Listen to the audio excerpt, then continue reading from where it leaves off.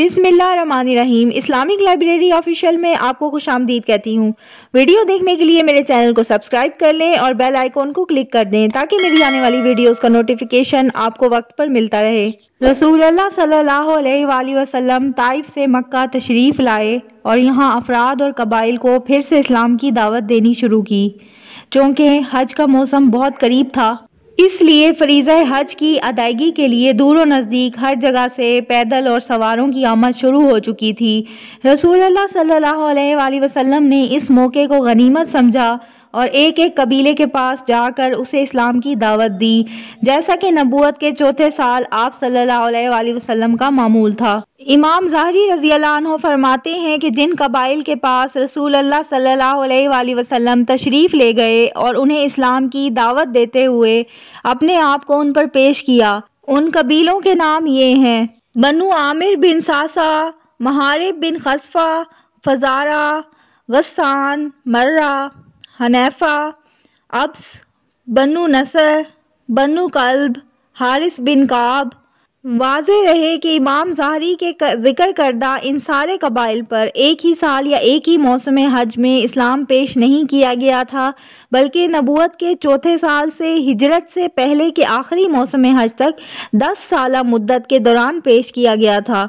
नबी सल्लल्लाहु अलैहि वसल्लम इस कबीले की एक शाख बनु अब्दुल्ला के पास तशरीफ़ ले गए, उन्हें अल्लाह की तरफ बुलाया और अपने आप को उन पर पेश किया।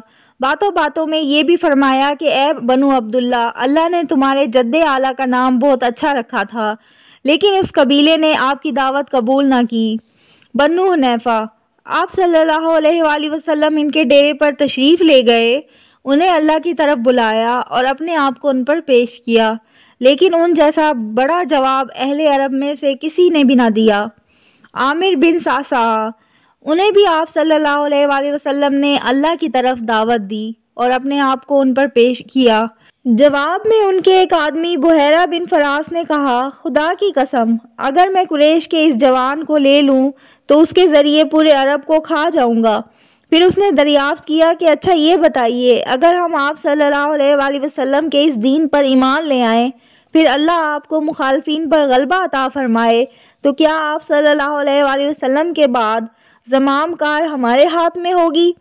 आप सल्लल्लाहु अलैहि वसल्लम ने फरमाया, ज़माम कार तो अल्लाह के हाथ में है, वो जहाँ चाहेगा रखेगा। उस पर उस शख्स ने कहा, खूब, आप सल्लल्लाहु अलैहि वसल्लम की हिफाजत में तो हमारा सीना अहले अरब के निशाने पर रहे, लेकिन जब अल्लाह आप सल्लल्लाहु अलैहि वसल्लम को गलबा अता फरमाए तो ज़माम कार किसी और के हाथ में हो।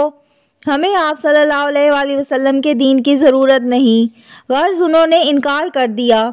इसके बाद जब कबीला बनु आमिर अपने इलाके में वापस गया तो अपने एक बूढ़े आदमी को, जो कि हज में शरीक ना हो सका था, सारा माजरा सुनाया और बताया कि हमारे पास कबीला कुरैश के ख़ानदान बनु अब्दुल मुत्तलिब का एक जवान आया था, जिसका ख्याल था कि वो नबी है। उसने हमें दावत दी कि हम उसकी हिफाजत करें, उसका साथ दें और अपने इलाके में ले आएं।